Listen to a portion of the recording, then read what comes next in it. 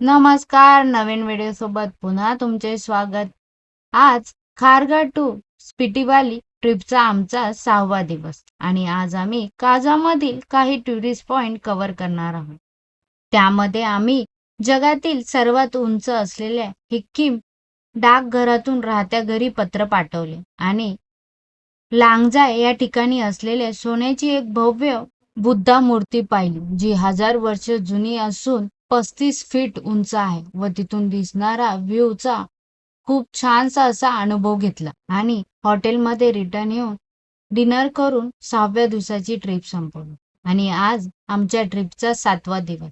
सकाळी लवकर उठून नाश्ता करून 8-9 वाजेपर्यंत आम्ही हॉटेलमधून चेकआउट करून परतीच्या मार्गावर निघालो आणि त्याप्रमाणे प्रवास सुरू केला. आता 6व्या दिवशी आम्ही एक्सप्लोर केल्याचे पाहिजे तशी रेकॉर्डिंग न करता आल्यामुळे डिटेलमध्ये तुम्हाला दाखवता आले नाही. खरं तर 6व्या दिवशी आम्ही खूप सारे अडचणी पाहिल्या होत्या आणि त्याचा त्रासही आम्हाला खूप झाला होता. 5व्या दिवशी जेव्हा आम्ही चिचम ब्रिज पाहून पेट्रोल पंप डिझेल फुल करून तो दिवस संपवला होता, तेव्हा सकाळी 6व्या दिवशी आम्ही जेव्हा काजा एक्सप्लोर करण्यासाठी निघालो तेव्हा आमची थार चालूच होत नव्हती, कारण की त्यातील डिझेल हे फ्रीज झालेले होते. 5व्या दिवशी जेव्हा आम्ही आलो आणि चिचम ब्रिज पाहून झाल्यावर पेट्रोल पंपवर डिझेल फुल करण्यासाठी आम्ही गेलो होतो, तेव्हा तेथील पेट्रोल पंपवाल्याने त्याच्यात फ्रीज न होण्यासाठी जे लिक्विड टाकायचे होते ते बहुतेक कमी टाकले होते. त्यामुळे हा प्रॉब्लेम आम्हाला फेस करायला लागला होता. त्याचबरोबर आदल्या दिवशी रात्री पण तिथे बर्फ पडला होता. त्यामुळे वातावरणामध्ये अचानक 10 ते 15 डिग्री कमी झालेले होते. -40 ते 45 पर्यंत टेम्परेचर खाली गेले होते. त्यामुळे थंडी पण अचानक खूप वाढली होती. गाडीचा प्रॉब्लेम सॉल्व्ह करण्यासाठी ग्रुपमध्ये असलेले मेकॅनिकने लोकल मेकॅनिक सोबत गाडीखाली जवळजवळ 7 ते 8 तास विदाऊट शिट्टीचा प्रेशर कुकर ठेवला होता, ज्यामधून गरम हवा बाहेर फेकली जात होती, ज्यामुळे टँक जवळ थोडेसे डिझेल पातळ होऊन गाडी चालू झाली. तर त्यानंतर पूर्ण रात्र किंवा दिवस जोपर्यंत आम्ही तिथे आहे तोपर्यंत गाडी चालू ठेवावी लागणार होती आणि त्याप्रमाणे संध्याकाळी 7-8 नंतर गाडी चालूही करण्यात आली आणि आम्ही पूर्ण रात्र आमची गाडी चालू ठेवली होती, कारण पुन्हा डिझेल फ्रीज होऊ नये म्हणून. हा आमच्या 6व्या दिवसातील पहिला प्रॉब्लेम.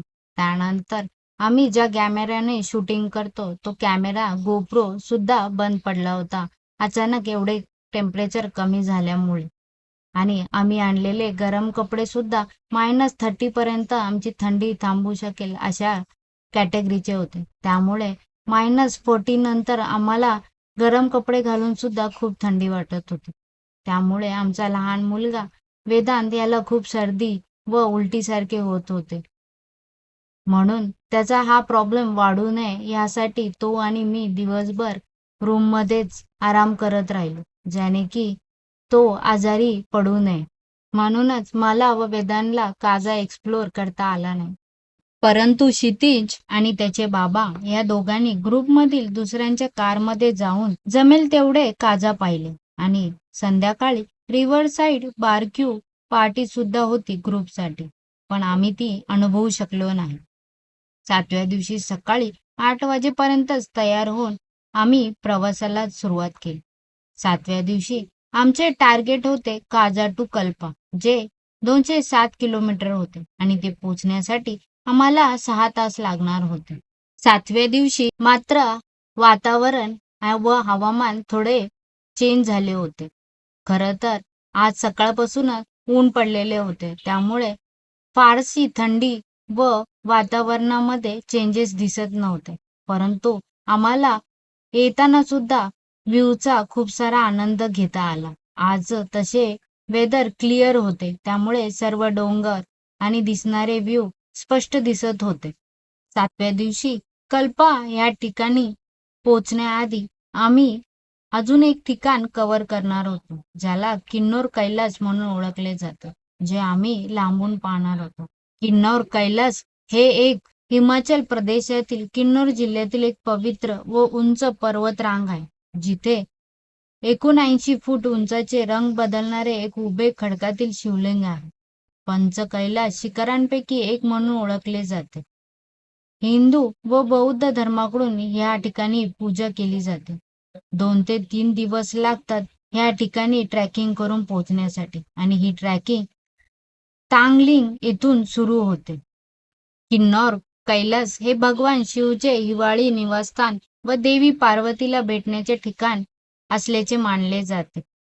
खरं तर इथे जाण्याची योग्य वेळ जुलै ते सप्टेंबर ह्या वेळीत असते. परंतु इथले वातावरणचे होणारे चेंजेस त्यामुळे ट्रॅकिंग जरा अवघडच असते. त्यामुळे सर्वजण ह्या ठिकाणी पोहोचू शकत नाही. असेही सांगण्यात येते की ह्या शिखरावर फक्त शिवची इच्छा असल्यावरच चढता येते. कारण की ह्या शिखराची उंची 6050 मीटर इतकी आहे.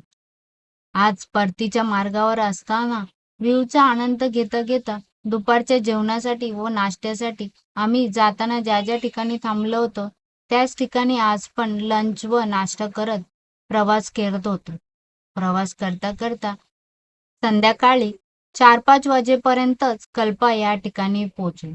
हॉटेलमध्ये चेकिंग करायच्या आधी आता व्हिडिओत दिसत असलेल्या किन्नौर कैलास पर्वत पाहण्यासाठी व्ह्यू पॉइंटवर आलो होतो.